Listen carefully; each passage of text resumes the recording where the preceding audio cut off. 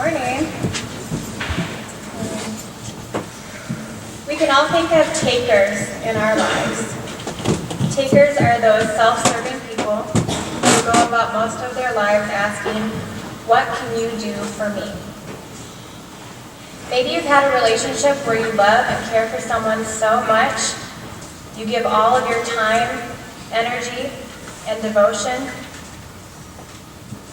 to that person and you never get anything back. They walk all over us, and sometimes we don't even see it. One day you wake up and you feel completely drained and heartbroken. Sometimes this is when givers turn into takers. They've been hurt too many times. Sometimes takers are our friends. Sometimes they seem only to want to hang out with you when they need something. A lot of times takers are very charming and look for ways to support you when someone important is watching. But it's a lot of work to pretend you care about everyone, so they let their guard down around their peers, which is why you can see their true colors. They're not just takers, they're fakers. Takers use the words I and me to credit themselves for their accomplishments, but they blame others for their faults. They blame others for their failures. Takers ask few questions because they think they're smarter than everyone else. And they think that in order for them to win, you must lose. Givers, on the other hand, think of others. They ask, "What can I do for you?" They share success. They use we language and recognize others for their accomplishments.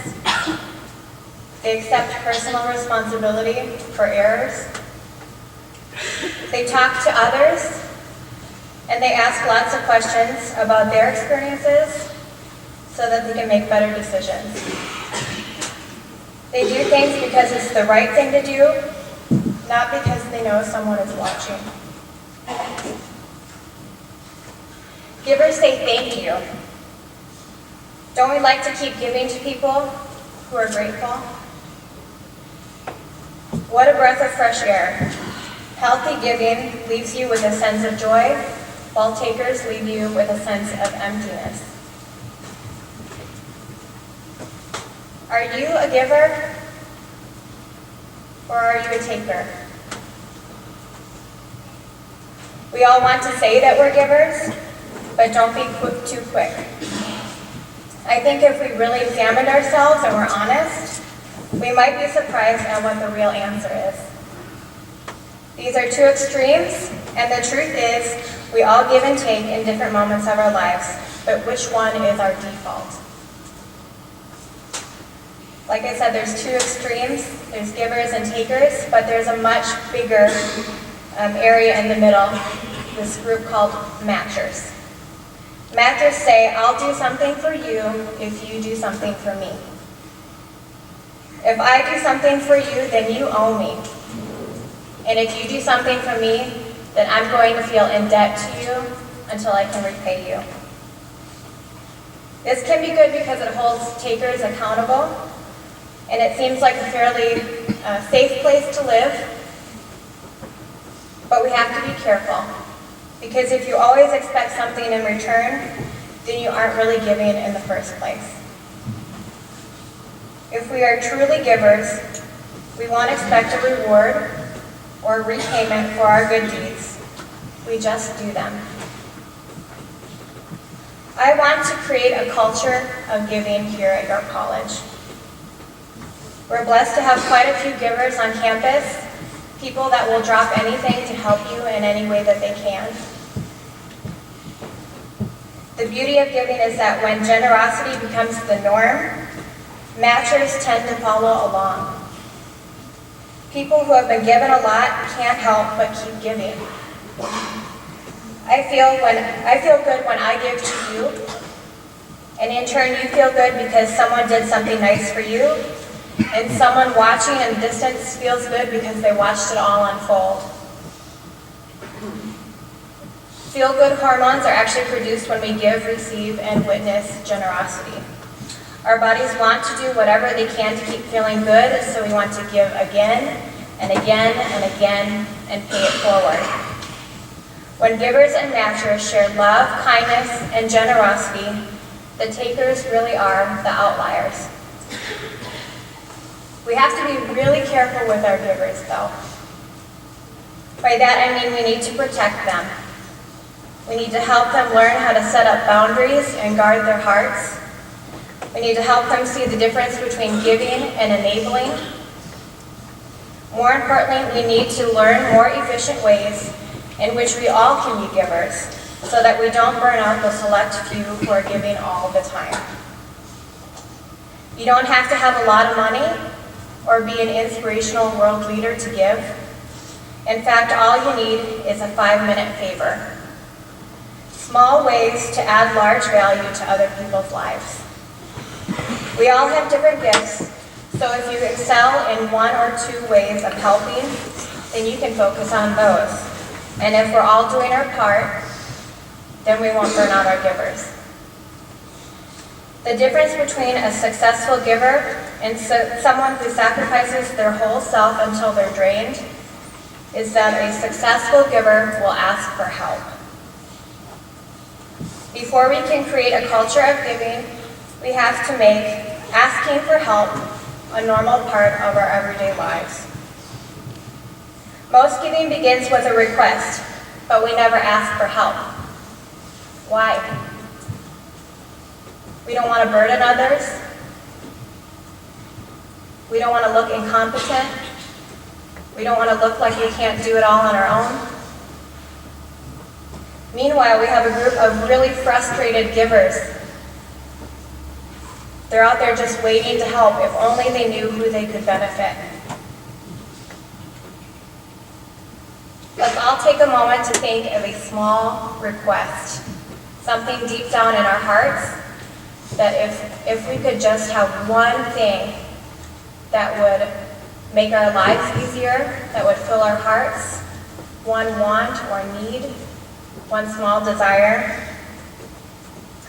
And then imagine if everyone else in the room used their knowledge, their talents, their resources, their listening ears to help make that one thing happen.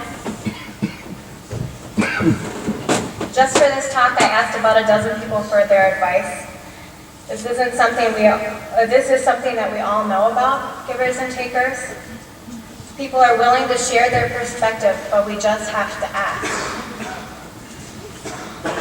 It doesn't take much, just a 5-minute favor. Again, a small way to add large value to other people's lives. Maybe we introduce 2 people that are just looking for a friend. Maybe we smile and say good morning. Maybe we ask, how are you?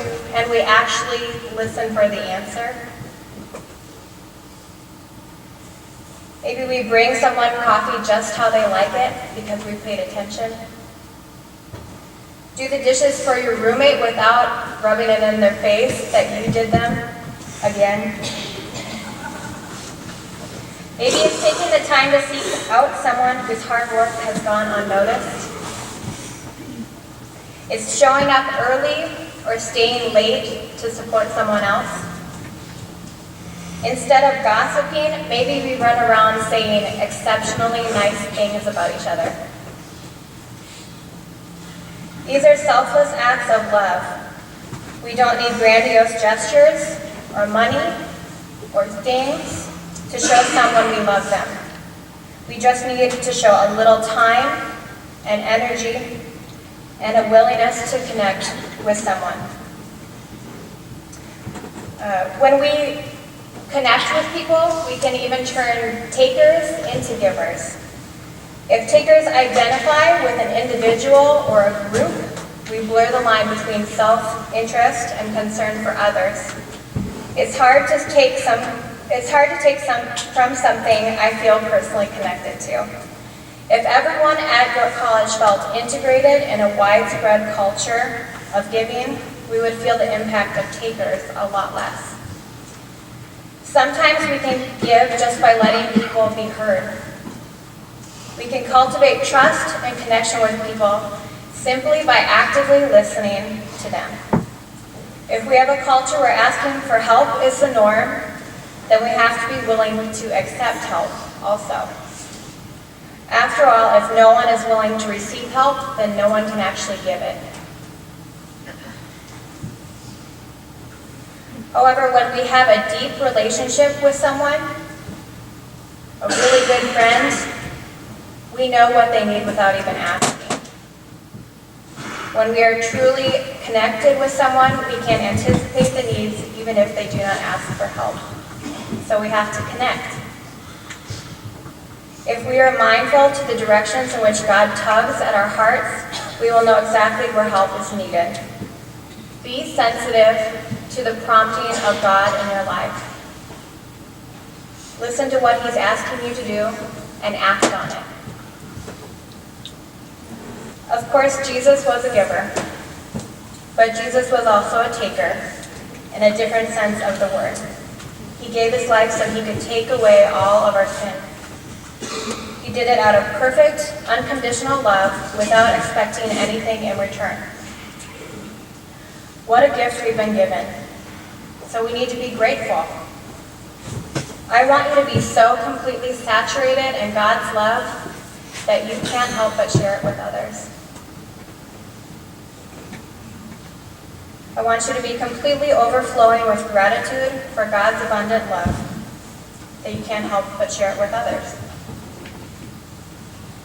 And like Jesus, we must be willing to carry burdens for each other from time to time. We need to walk alongside people and encourage them to seek and accept help. As the body of Christ, we must be people who are deeply connected to each other, supporting each other, filling each other's hearts. As you leave here today, I want you to think of just a small 5-minute favor. A small way that you can add large value to someone else's life.